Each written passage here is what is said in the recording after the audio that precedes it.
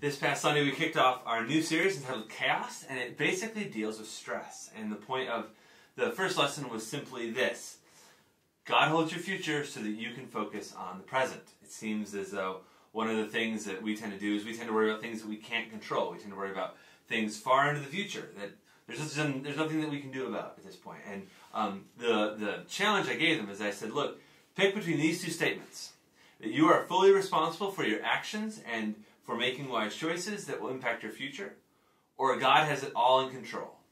And I said, which is true? And they went back and forth a little, but quickly figured out that the trick was that both those things were 100% true. Some of them tried to be like, well, it's 50-50. And I was like, no, it's not 50-50. It's not half true. Both these things are 100% true. God does hold our future completely in His control, but it is our responsibility to work hard and to do what we can to work toward that future. And I actually gave as an example this ridiculousness. I shared it with the senior high because it was more relevant there, but I did pretty well in my SATs in the first round when I was in high school, but I decided to take them again because everyone always said, well, if you take them again, then your scores go up. So I did. I took them again, and my scores went down. And it's not like I handled this well. Like, I'm not like, like I was crushed, devastated. My mother would tell you I was an emotional wreck. And yet, in the midst of all of that, I kind of missed what this lesson was about when I was 17, which is God still had my future, right? Like, that 10-point drop on my SATs, that wasn't going to mess up my whole future. What I said to them is I said, look, there are some choices that you can make that actually can seriously mess up your future.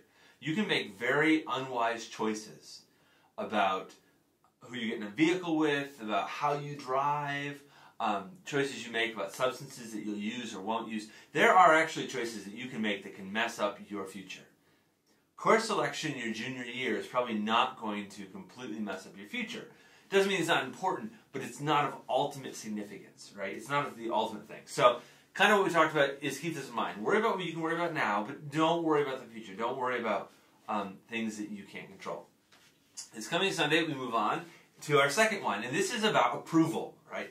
And there's something called, and I'm going to talk about the approval trap, that students and even adults, but for our purposes, students get caught in, right? Where you're seeking everyone's approval, where you want to do things that make everybody happy or certain people happy. And the question that I'm going to ask is, who are they seeking approval from, and is that really a good source of it? The bottom line, the main point of the lesson is, look, God's approval is far more important than anybody else's approval.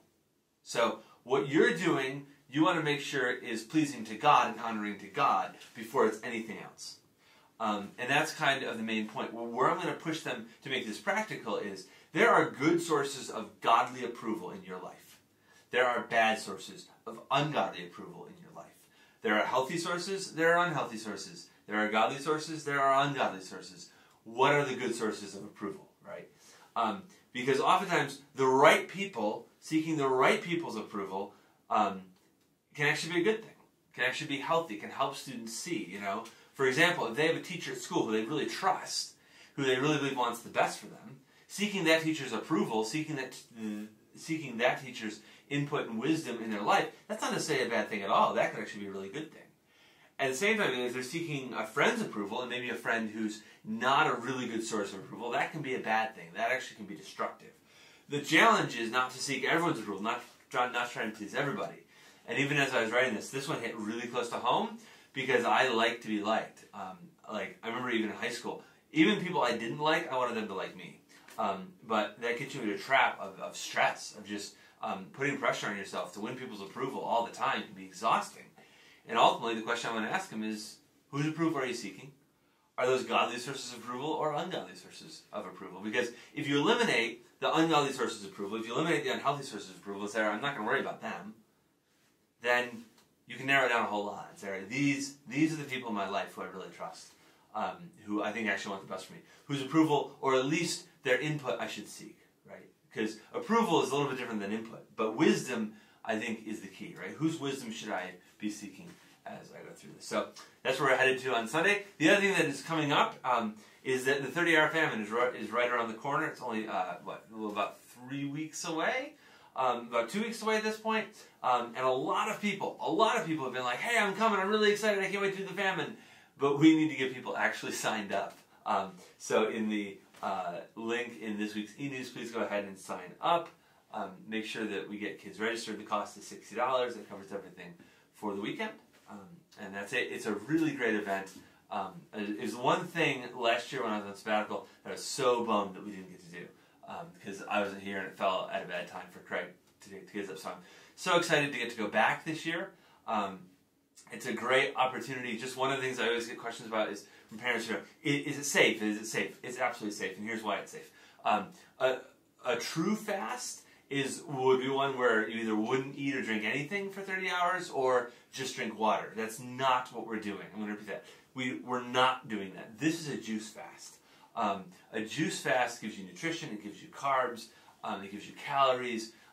So for 30 hours, it's more than safe to just simply reduce your diet down to basically juice and powdered sports drinks like Gatorade and Powerade. I've done this in, I think, 10 or 11 years now.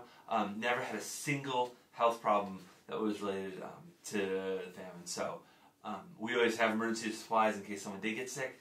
But again, as I said, I've never ever had it happen. As long as kids take care of themselves and drink a lot, they are usually fine. So I encourage them to take part in that, as I think it's a great event to raise awareness about hunger, to get just a little feeling of what it's like for so many people in our world who don't have enough food, who live in food insecure situations. So look for the sign-up link on that in this week's e-news, and I will see everybody Sunday.